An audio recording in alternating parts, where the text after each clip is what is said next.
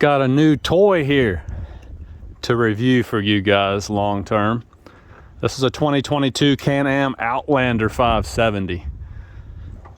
And it does fit in the back of the Tundra, just barely. This is a 5.5 foot box. You can see where the rear tires rest, but it's fine. Was no big deal at all. So he deserved it. I've never really bought anything of a big purchase for him, so. This one does have power steering on it. And we're gonna walk around here and kind of show it to you. We decided to pull it into the barn because it's cold outside today.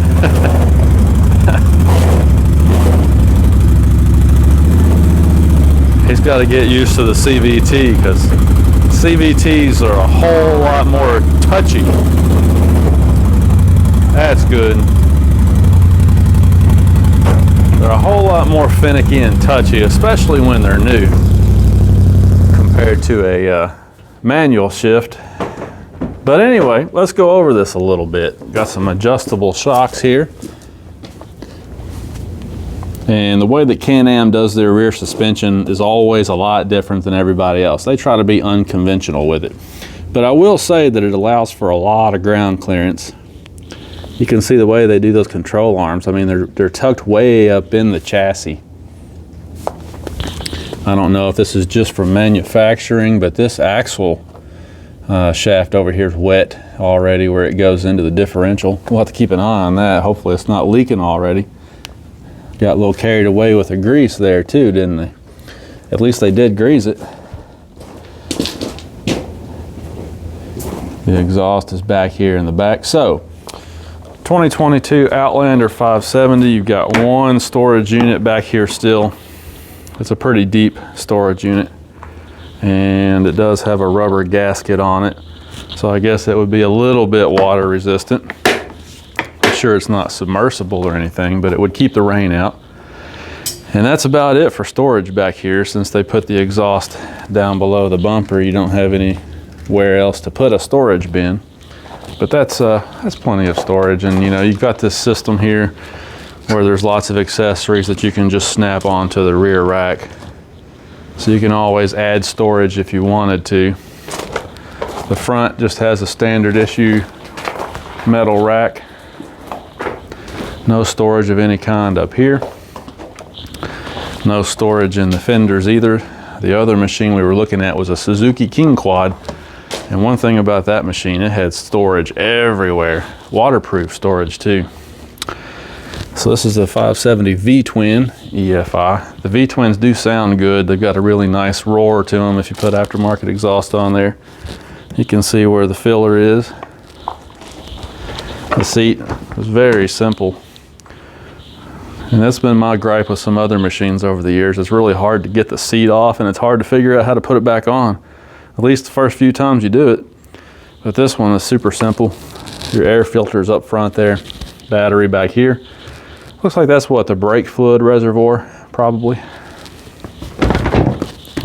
Nice and easy to figure out. Now this one has digital power steering on it, but the thing that I thought was funny about this is they don't mark that anywhere on the machine. I mean, there's no decals or anything on the machine anywhere that tells you that it's got power steering. So if you're shopping these and you're at the dealership and you've got a whole bunch of them in a showroom, you don't have any way to really tell just visually whether it's a power steering unit or not, except for this one little call out right here in a very odd place on the left handlebar. It says DPS. That's the only way that you can tell just looking at it that it's got digital power steering.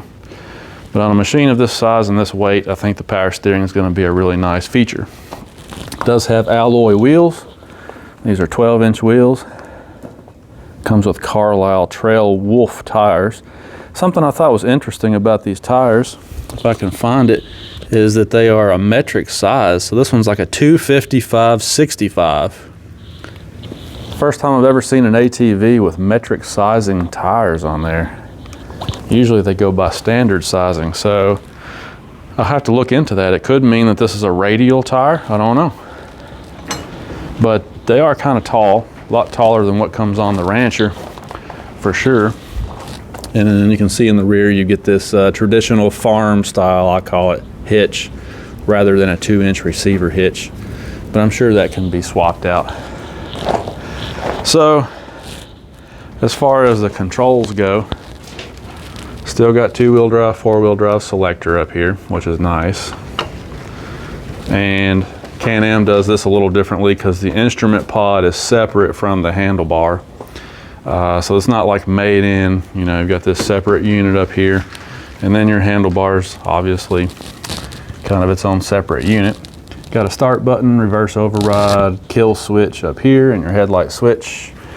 Got a single brake lever over there, which I assume operates front and rear brakes rather than having individual brakes like on some units. I know Arctic Cat does it this way.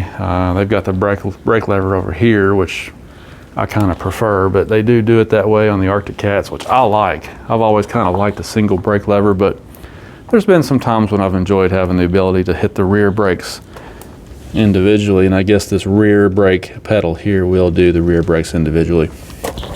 So oil dipstick is here for easy checking of your oil level.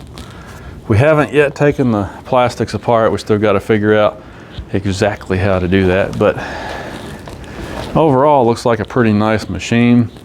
It's got all the highlights, you know, that people are looking for in this mid-bore utility ATV class. As far as the front goes, you can see here that it's got a receptacle for a winch. So we may get a winch and put in here eventually. It's got a steel front bumper on this particular model. Halogen headlights. Looks like the bulbs will be easy to swap out if you wanted to put LEDs in there. Visco lock is what they call their 4-wheel drive system. So it'll be interesting to see. Once we get through the break-in period, we'll check out the power level, see how quick this thing is, see how the 4-wheel drive system works out in the trails that we have around here.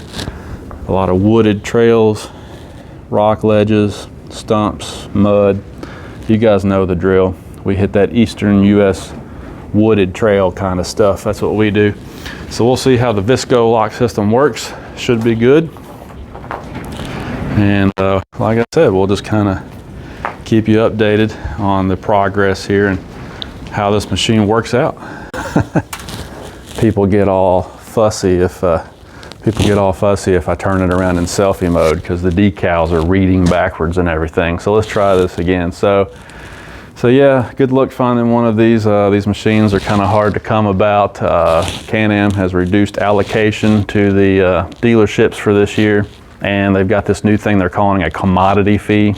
I don't even really know what that's supposed to mean, but the bottom line is it's MSRP, and that's just what it is. Dealerships are not, you know, negotiating at all. If you want one of these, you're going to pay sticker for it. Plus, you've got that $200 or $300 Can-Am commodity fee on top of that, and then your local sales tax and any dealer fees. So ATVs have gotten outrageously priced, and that's just unfortunate, but the way that it is, if you want one of these new, or even used really, the prices have gone crazy, then you're just gonna have to suck it up and pay it.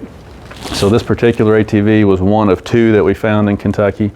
I called around to every dealership I could think of yesterday, and I found one that doesn't have power steering and this one that does. And that's just how it was. So we went ahead and grabbed this one up. But I think it'll be a good one to review for you guys because this is the meat and potatoes of the segment, you know, in the utility ATV segment. The 570s right there in the sweet spot. I think that most people are looking for a machine in this category because, you know, it's got enough power to be fun, but it's not excessively priced, you know, it's still kind of affordable. So I think a lot of people are going to be looking for something in this ballpark as far as range and features goes.